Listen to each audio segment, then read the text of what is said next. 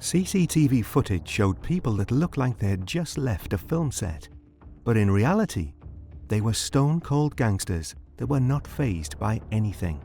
In alternating formations, this well-trained group moved in the fastest and most expensive BMWs and Audis, wore fancy blouses and big designer sunglasses.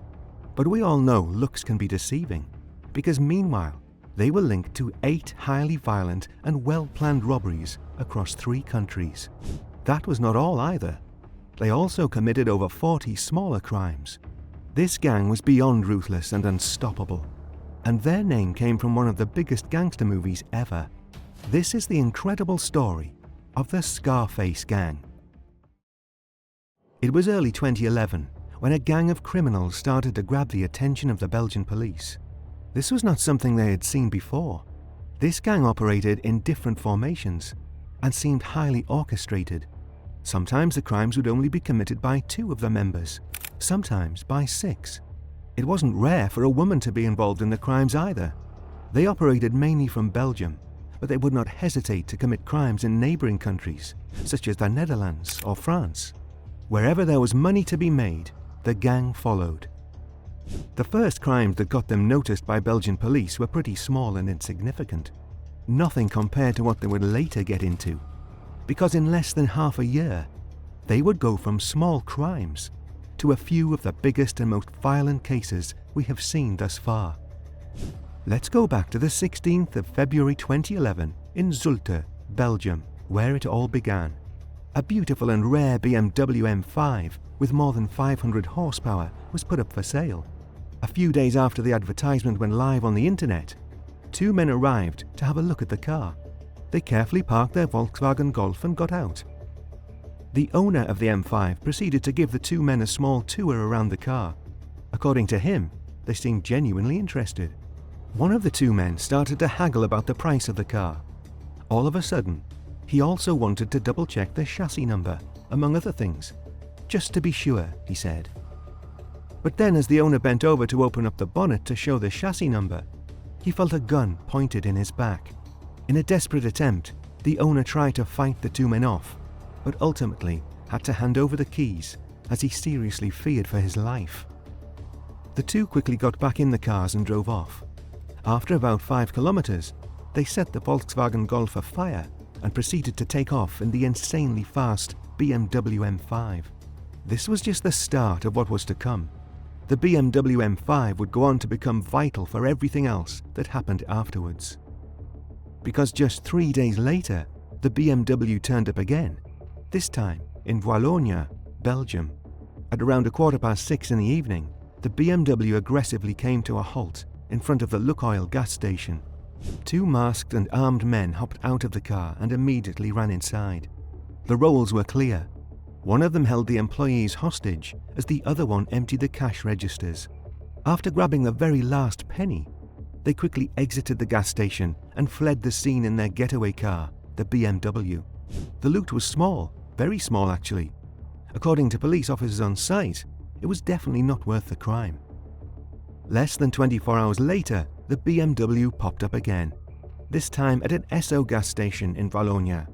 Instead of an armed robbery, this time they only filled up the tank of the car and drove off without paying. That maybe shows how little the loot was from their previous robbery. They could not even pay for their gas. Then on the 22nd of February, just 2 days after the gas theft, the gang was ready for some action again. Still in the same BMW M5, they drove off to a jeweler in Leyde, also in Belgium. This time it was a group of 5, one being a woman. The woman got out of the car and rang the doorbell of the jeweler's store. Looking through the window, he saw a lady and without having any second thoughts, buzzed the door open. But as soon as that door opened, his worst nightmare became reality. 2 armed and masked men immediately entered the store and threatened the jeweler. He decided to put up a fight and started hitting the robbers with a chair. To try and calm the situation, one of the robbers shot 3 times into the ceiling as a warning. But as soon as the jeweler's dog came running in, they fled the store without any loot. Everyone hopped back into the BMW and the driver quickly sped off towards Brussels. It went silent for 6 days, but then robbers set their sights on a post office in Valheim, Belgium. a small town with about 7,000 residents. With a blue siren flashing on the dashboard, the BMW M5 entered the street of the post office at high speeds. After getting out of the car, one of the gang members tried to break the window by throwing rocks. It did not work.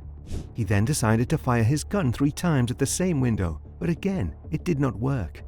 In less than a minute, they drove off again. Mission failed. It went quiet for 2 weeks. Meanwhile, Belgian police were busy investigating the previous crimes. But thus far, they had absolutely no clue who were committing these crimes. It was the 13th of March when the BMW came to action again. This time, 3 men were headed towards a hotel in Mechelen, Belgium. Once again, 2 armed and masked men got out of the car and immediately ran towards the front desk of the hotel. They demanded money from the safe, but they were not aware of the fact that this safe had a time lock that could only be opened on certain times. Unfortunately for them, it was not the time they were there. In their desperation to at least take something with them, they emptied the register located at the front desk and stormed off. Once again, barely any loot. Were these guys amateurs? Or was it just bad luck? They sure came across as amateurs. Whilst police were still investigating all the previous robberies, the gang constantly changed the plates on the car. But as you can imagine, the car was becoming hot now. The silver BMW M5 was not a car that you would see very often. 3 days later, on the 16th of March, the gang planned yet another robbery. Their target? A jeweler. They were hoping to score big this time. With the 5 of them, they drove to the jeweler. A well-dressed man and woman walked towards the store and rang the bell. The victim later told police that he opened the door because they looked normal and he did not notice anything suspicious. Well, as soon as he opened the door, 2 other men came running in and emptied all the cabinets. One of the robbers tied the owner's legs together as well as his arms. After a few minutes, they all left the store and drove off with some jewelry. The loot was once again not that much, according to the owner. This probably made the gang rethink their strategy. They had committed all these crimes, but they had yet to hit big. It was quiet for 2 weeks, and then it finally happened. They hit big. It was the 4th of April, Rotterdam, the Netherlands. After many failures in Belgium, the gang decided to try it across the border. What was about to happen next is what the gang had been waiting for the entire time. All their failures finally led to this. In a truly professional manner, they raided a depot of Secure Cash, a money transport company. After arriving at the facility, they successfully blew up an entrance door with heavy explosives. Employees of Secure Cash in the building were startled by the explosion and noise, which led them to have a look what was going on. I'm sure none of them expected to see what would happen next. They were confronted by the armed gang members and immediately turned around to run away. Unfortunately for 2 employees, they were struck by gunfire coming from the robbers while fleeing for their lives. The others who made it out phoned the police. In a very short time, the gang had control over the entire building and proceeded to load massive amounts of cash into their vehicles. Besides the grey BMW M5, the gang had a very fast Audi RS6 as well. After several minutes, the cars were full, and they drove off at insanely high speeds across the border back to Belgium again. The entire heist went by so fast that police did not even have a shot to chase them. The robbers were long gone by then. Talk about a serious heist. The loot? Many millions. Now that was finally a robbery worthwhile. Just 3 days after the big score, the BMW M5 turned up again at a gas station. Not to rob it though, but to fill up the tank, and this time not for free either. After their last heist, they finally had enough money to pay for it. Why is this worth mentioning? Because this is where the gang's name would come from, the Scarface gang.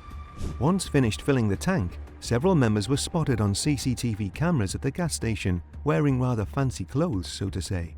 One of them was dressed exactly like Tony Montana from the movie Scarface, down to the blouse, the trousers, the shoes and glasses. He even wore a wig in the same style as Tony Montana did in the movie. This occasion would also become one of the last times the BMW M5 was seen. The gang knew that the car had got way too hot. It was time to get rid of it. On the 18th of April, they parked the car in a remote passage underneath a highway. After pouring petrol on the car, it was set afire. That was the end of the BMW M5 they had used for so many crimes. Once stolen from somebody in Zulte, Belgium, the car had now served its purpose. But if you think that would mark the end of the Scarface gang too, you are very wrong. There was no stopping the Scarface gang at this point.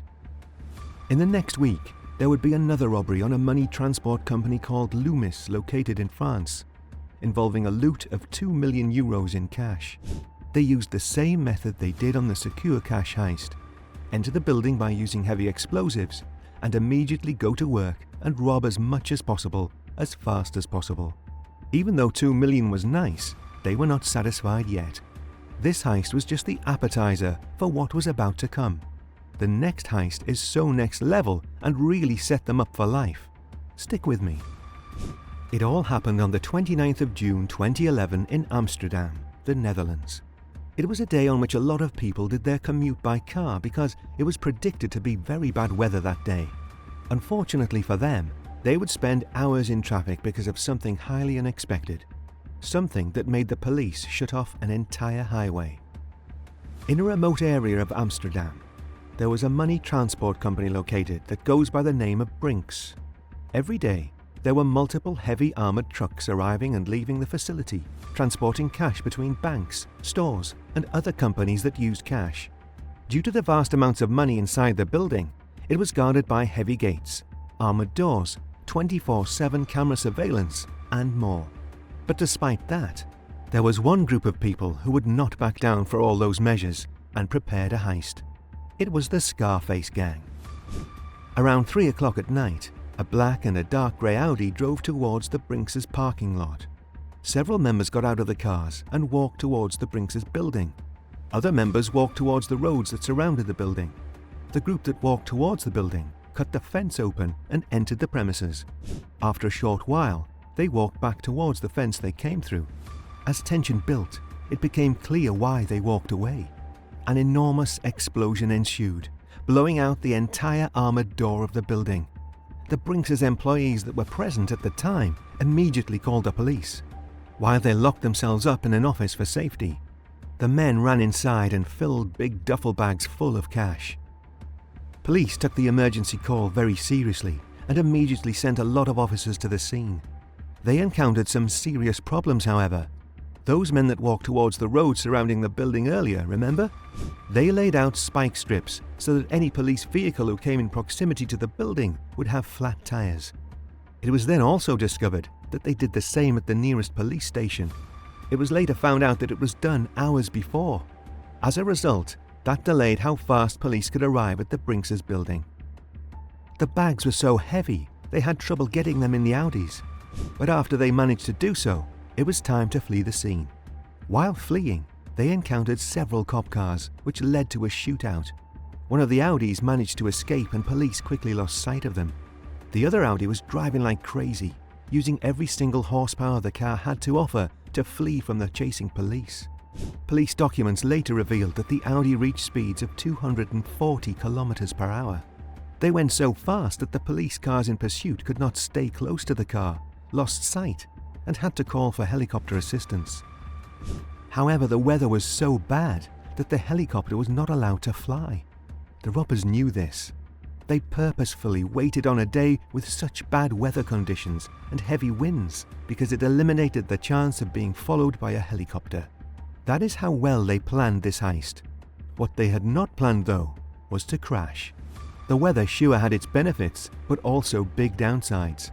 The driver drove so fast over the wet roads that he slipped and crashed on the highway. They knew they were in serious trouble and had to find a fast solution. 3 unsuspecting men on their way to work wanted to help them, however. As the robbers got out of their car, the helpful men were greeted by automatic weapons. The robbers hijacked their car, a Hyundai i10, a car with a lot less horsepower than their Audi. Before the robbers could get all the bags with the cash out of the Audi into the Hyundai, the Audi exploded. One of the robbers had to be helped into the Hyundai as he could not walk anymore after the crash. Another robber died near the burning car, together with the remaining millions in cash. As the robbers tried to drive off in their Hyundai, a police car caught up with them. One of the robbers aimed his automatic rifle at the police car and demanded the officers to stop chasing them, which the police car did because they feared for their lives. After that, the robbers, the Hyundai, and the millions were never seen again. This was the entire story of the notorious Scarface gang, a group of robbers that committed over 40 smaller crimes and 8 highly violent crimes. A group that went from doing robberies with minimal to no loot to robberies that netted them multiple millions in cash. After years of investigation, some of the members have been caught. Meanwhile, all the others have fled and have never been heard of again. In total, the group has made over 15 million euros in less than a year. Since 2011, there has not been any news about the gang anymore. They are most likely enjoying the fruits of their labor somewhere sunny.